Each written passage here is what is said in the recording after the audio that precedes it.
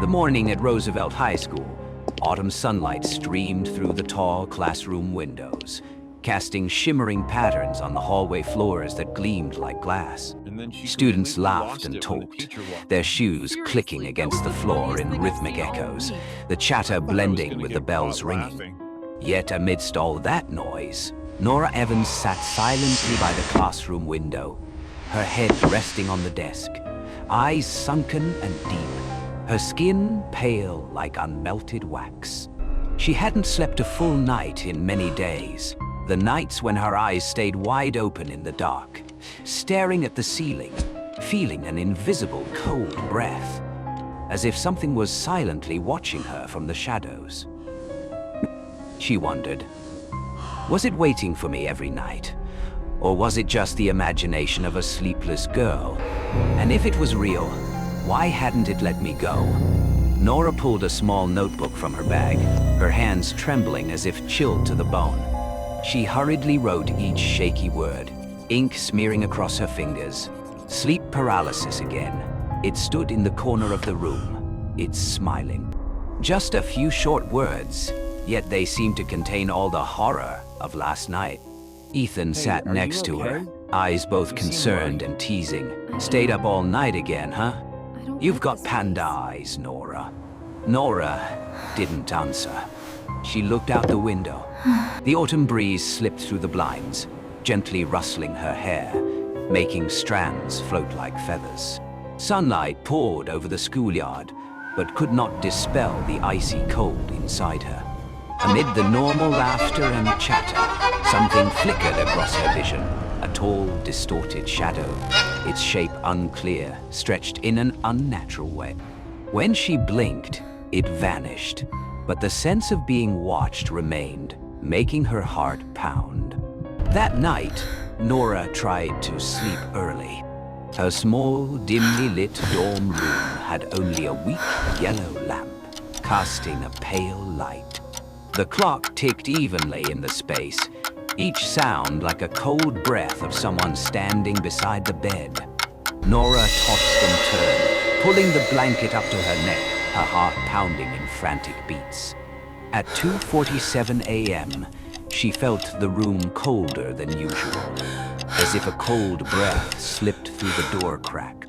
Then, a whisper came from under the bed. Low, hoarse, like a rasping breath through the blanket. Nora, wake up. Nora's eyes flew open. Her body froze, unable to move, feeling as if glued to the bed. She knew she was awake, yet she also knew there was something else in the room. In the dark, a tall, thin figure with a blank face, no eyes, no mouth, was slowly crawling out from under the bed.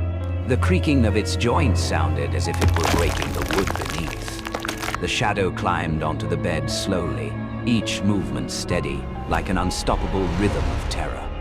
Leaning close to Nora's face, the stench from its breath hit her, cold as ice on skin, making her heart nearly stop, her throat constrict. In that moment, Nora no longer knew fear, only total panic, her eyes fixed on its blank face, wondering if she would survive the night. I see you. I've never left. The hoarse whispers echoed in Nora's mind, cold as an ice blade piercing her heart. Her throat tightened. She tried to scream, but no sound came out. Everything around turned pitch black. She felt herself being pulled into an invisible abyss with no escape. The shadow stood before her, its blank face just centimeters away, breathing, emitting a foul stench, making her whole body shiver, cold to the bone. Then, abruptly, everything vanished. Dim light filled the room. When Nora opened her eyes, it was morning. The dorm room was quiet, the windows slightly open, curtains swaying in the autumn breeze. But on the wall, on the old wooden floor, were 5 rough black scratches, etched deep and dark like someone had clawed violently, red at the base, enough to make anyone's hair stand on end, and Nora knew this was no imagination. The next morning, during psychology class, Nora recounted the entire story to Ms. Monroe. Ethan sat beside her, chuckling softly, trying to reassure her. It's probably just a dream. Sleep paralysis stuff. Stress, you know. But Ms. Monroe didn't smile. Her gaze was strange, deep, looking straight at Nora, as if seeing through all her secrets. Her voice slow, gentle, yet giving goosebumps. Not everyone dreams, Ethan. Some people can see things we cannot. The classroom lights flickered, flashing on and off intermittently. Nora glanced at the board, and in the reflection of the window glass, she saw not Ms. Monroe's reflection, but a pitch-black face, smiling, the smile stretching unnervingly. No eyes, just hollow sockets sucking in the light. Nora's heart raced, her whole body cold. When she turned back, Ms. Monroe was calmly teaching, her smile kind as if nothing had happened. But the atmosphere felt heavy, stifling, more oppressive than any previous class. To reassure her friend, Ethan decided to help Nora by recording her sleeping. If anything happens, at least we'll know if it's real.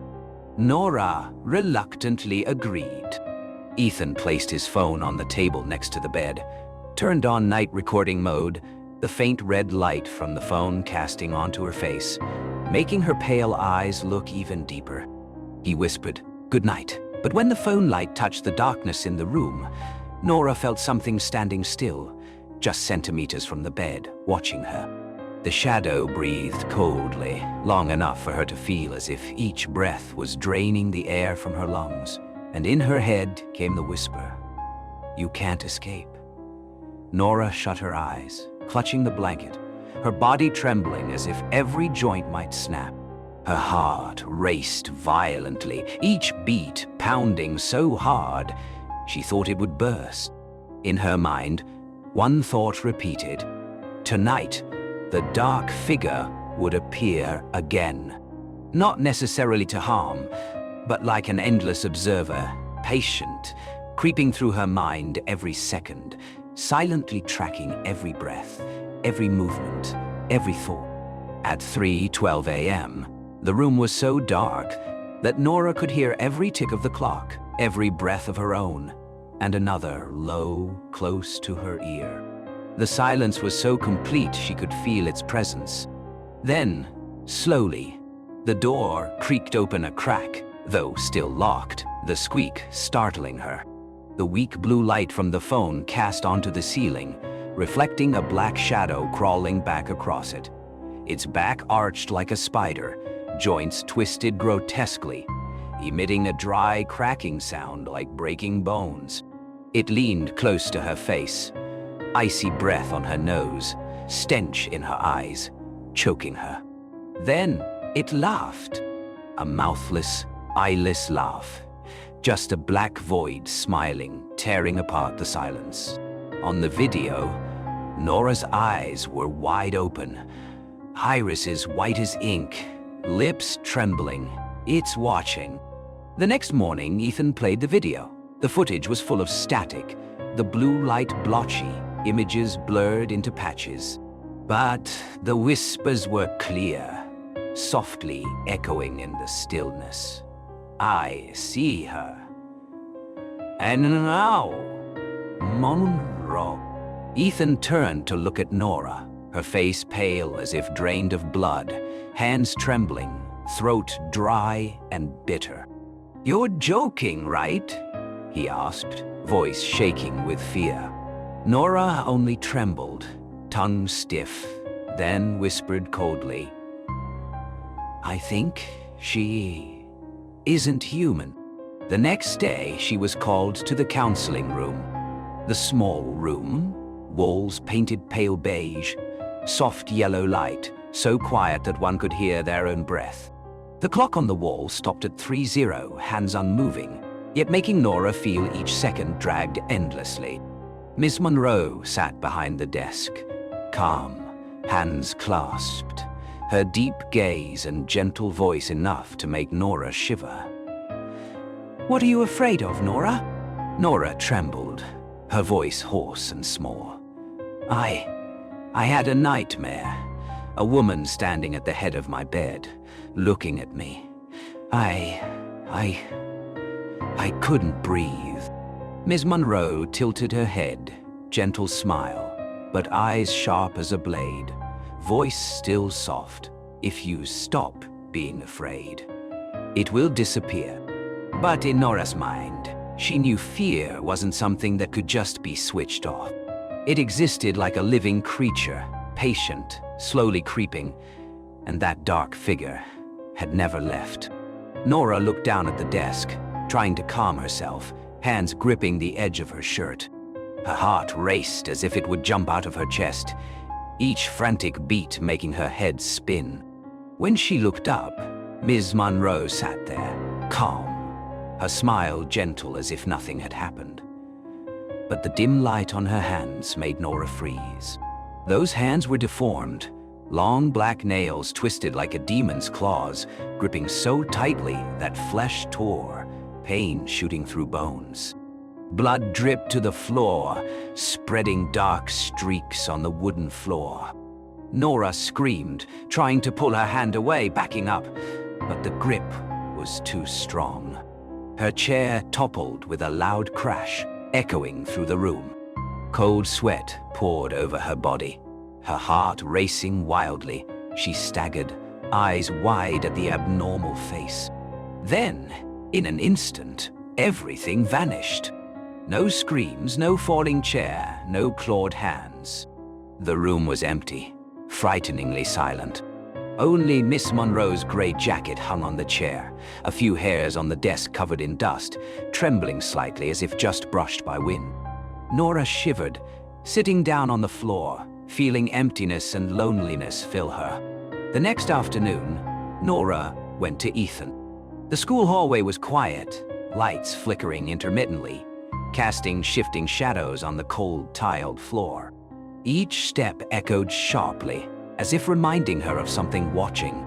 Passing a long mirror by the stairs, Nora saw her reflection, but that face smiled, a cold, forced smile, completely opposite her terrified expression.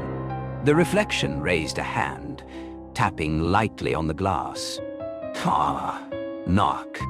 She stepped back, heart pounding, but the reflection didn't stop. It emphasized its presence, then suddenly slammed against the glass from inside, the shattering sound echoing through the hallway like knives cutting ears. The empty hallway suddenly filled with horrific echoes. A pale, long, bony hand reached out from the crack in the mirror, gripping Nora's neck. She felt the pull nearly suffocating, her skin red, blood dripping to the cold tiles, spreading in blotches.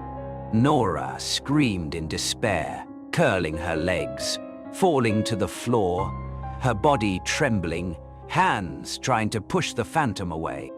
When other students ran over, all that remained was the shattered mirror, shards scattered on the floor, and bloody handprints smeared across the wall, twisted as if trying to pull Nora back into darkness.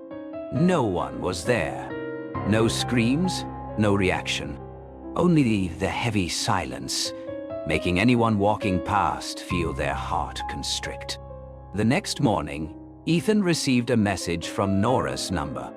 A 10-second video opened, dim light, yet the image made him shiver. Nora sat on the bed, pale, eyes wide open, unblinking. Behind her, on the ceiling, a tall, thin, black female shadow crawled down, joints twisting, slowly touching her shoulder. Nora's voice sounded thin, fragile, cold and trembling. "I told you, Ethan, she isn't human." The screen went dark. Ethan threw the phone down, heart racing, hands shaking.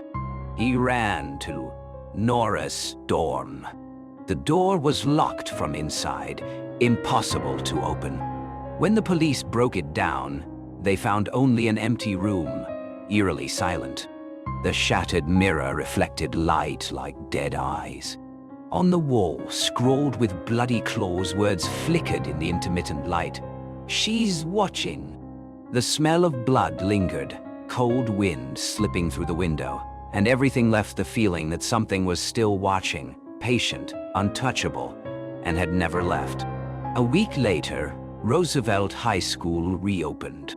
Students returned to class, their footsteps clacking along the old hallways, laughter and chatter lively as if nothing had happened. But everyone whispered and murmured about Nora Evans' disappearance, eyes growing cold when her name was mentioned. The ordinary classroom atmosphere carried a vague fear, making each desk, each wall feel tinged with tension. Miss Monroe still stood at the front of the class, her smile gentle, her voice soft as lullabies. Yet in a fleeting glance, Ethan sensed something unnatural, quietly lurking. "Hello, everyone." The door creaked open slowly, the hinge groaning, echoing in everyone's chest. A female student stepped in, long brown hair hanging loose, pale skin, eyes deep and hollow, scanning the classroom with a disturbingly calm expression. Nora. Looking at her, Ethan felt a cold wind sweep through the room, though the temperature was normal. She smiled lightly, her voice thin, carrying as if from a faraway place. "I'm Nora Evans. Very pleased to meet you." The students were silent, eyes wide, but no one dared ask about her disappearance. Ethan sat at the back row, trembling all over, heart pounding. The classroom lights flickered, casting shadows of Miss Monroe and Nora across the walls. He looked out the window, heart racing, and saw a terrifying reflection. In the glass, Nora cast no shadow, and right behind Miss Monroe, a tall, thin black figure smiled directly at him, hollow eyes seemingly devouring his soul. That evening, Ethan was alone in his room, hands shaking as he played the old video one last time, the screen flickering weakly.